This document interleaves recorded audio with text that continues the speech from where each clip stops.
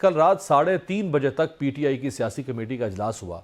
اب نئی حکمت عملی کیا ہے کہ مزاحمت کا راستہ پارٹی اختیار کرے گی یا نہ مفاہمت نہ مزاحمت، کوئی تیسرا راستہ بھی اور ہو سکتا ہے؟ بسم اللہ الرحمن الرحیم۔ امیر عباس بھائی جان، آپ بہتر سمجھتے ہیں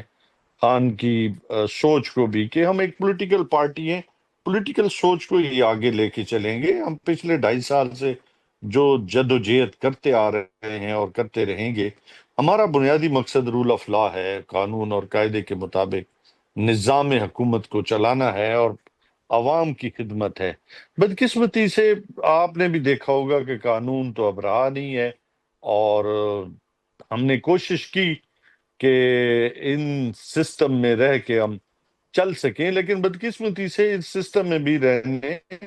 نہیں دیا جا رہا۔ اور آپ نے دیکھا ہوگا کہ ہمارے اراکین اسمبلی صوبائی اور قومی، ان کو نااہل کیا گیا۔ اور پھر ہم نے بھی سوچا ہے کہ دیکھیں اس پارلیمنٹ میں اب تو میرے خیال میں سوائے ایک ڈیبیٹ کے اور تو کچھ رہ نہیں گیا۔ جب پارلیمنٹ کو تالے لگا دیے جائیں، اپوزیشن لیڈرز کو جو ہے وہ نااہل کر دیا جائے، تو خان صاحب نے یہ فیصلہ کیا ہے، بلکہ پارٹی نے فیصلہ کیا ہے، اور اس کے اوپر ہماری پولیٹیکل کمیٹی نے بڑی ڈیٹیل ڈیلیبریشنز ہوئی ہیں کہ اب اس سسٹم میں ہم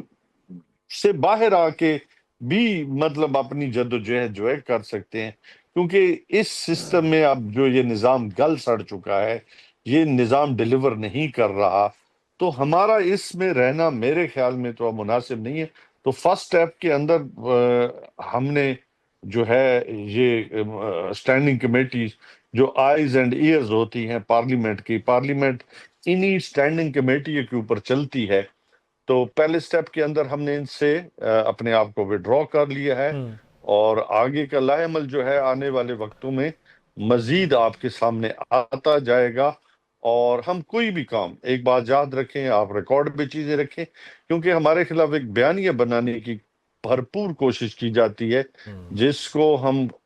ہر سطح پہ کنڈیم بھی کرتے ہیں کہ ہم ایک پولیٹیکل سوچ رکھنے والی، پاکستان کے اندر ڈیبیٹ کرنے والی، کیتھارسس کرنے والی، پیس آف مائنڈ کے ساتھ ہماری کوئی بھی تحریک ہوگی، وہ پیس آف مائنڈ کے ساتھ ہم اس کو آگے لے کے چلیں گے۔ دیکھیں، اگر تو کوئی بہت آئیڈیل ڈیموکریسی ہوتی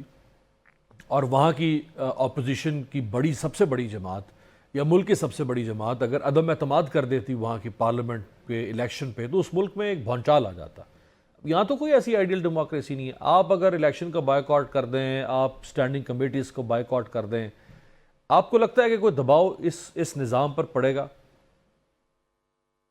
جب نظام ہی کولیپس کر جائے یہ، تو اس میں ان کو کیا فرق پڑنا ہے؟ تو پھر اس سے ان کو قانونی جواز نہیں ہے، لیجیٹیمیٹ نہیں ہے ہم کریں گے ان کے کسی بھی الیکشن کو، اور کسی بھی ان کے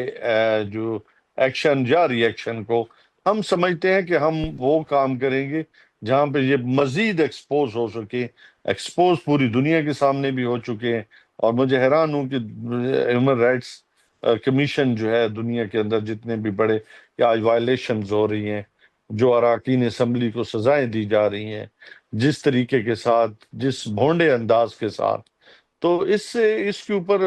with in Pakistan and out side Pakistan آواز اٹھنی چاہیے، جہاں پہ پراسیکیوشن جو ہے وہ میں سمجھتے ہوں کہ ایک ہی ڈنڈے کے ساتھ سب کو 10 سال سزا جو ہے وہ تھوک کے حساب سے دی جا رہی ہو، وہاں آپ انصاف کتنا رہ جاتا ہے، آپ اس کا بخوبی اندازہ کر سکتے ہیں۔ اور محمود خان اچکزئی اور علامہ ناصر عباس صاحب، ان دونوں کی نامزدگی اب حتمی ہے، یعنی ایک سینٹ کے اپوزیشن لیڈر اور ایک قومی خان اسمبلی صاحب میں؟ نے فیصلہ کل جو ملاقاتیں ہوئی ہیں اس میں خان صاحب نے بالکل دو ٹوک الفاظ میں ہماری جو پولیٹیکل کمیٹی ہے ان کو یہ بھیجے ہیں کہ چونکہ یہ چیزیں لے کے چلیں گے، کہ ہمارے 2 پلیٹ فارم ہو گئے۔ ایک آپ نے دیکھا ہوگا کہ ہم تحفظ آئین پاکستان، اور پھر ایم جو ہے علامہ صاحب، کیونکہ ہم ان کے اوپر کیسز بھی نہیں ہیں کہ ان کو نااہل قرار دے سکے، تو لہٰذا خان صاحب نے یہ فیصلہ کیا کہ